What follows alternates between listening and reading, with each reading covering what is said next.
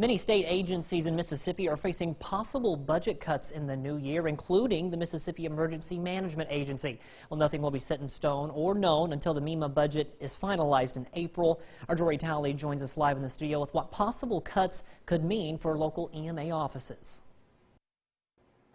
No cuts are guaranteed to MEMA as of now, but they have been given budget recommendations from the governor's office and the Legislative Budget Committee.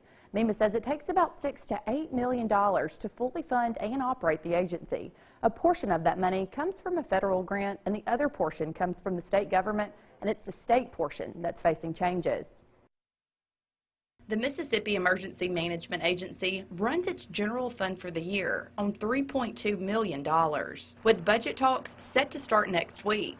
MEMA says it would like just over $3.6 million, while the governor is looking for a slight cut. 3.1 from the governor's office, and even not really an even $3 million, but something close to that from the Legislative Budget Office. That's a small cut from what we got last year. We got about $3.2 million last year from the state budget. And we made it work. MEMA External Affairs Officer Ray Coleman says nobody can predict what the new budget will be, so the streamlining effort is already underway. Whether we suffer a cut or not, we're using new ways to try to help our counties, whether that be leveraging technology, using our mobile app to get information out via social media. We have drones that we use now where we used to use people to do damage assessments. Noxubee County EMA and 911 Director Corey Brown will be keeping a close eye on the state capitol. He says seemingly small cuts to the state budget have a big impact if they are passed down to the county level. As they cut their budget, they'll have to cut what they give to the counties, and it will impact a lot of counties in different ways, but particularly in my county, it will affect some of the funds we have to put on trainings. Equipment upgrades could also be delayed, but the bottom line of providing recovery efforts will continue. We will not lose our ability to provide services to those people in Noxubee County who need our assistance. And I can make that promise and that guarantee off of the experience and the relationship I have with our state agency, MEMA. They are always here when I need them. Brown says if there are cuts, local EMA agencies won't feel the impact at the beginning of the year, but rather later on in the year. He also says if there is one, he doesn't think it will be a major impact.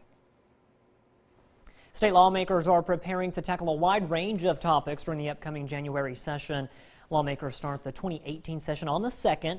Well, topics expected to be on the agenda range from funding for road and bridge repairs, Medicaid, and a possible new funding formula for public schools.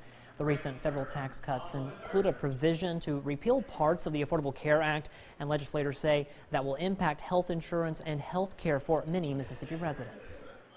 Everyday folks, they're paying a premium for health care right now. Health care costs have exploded in the last 8 years because of the Affordable Care Act.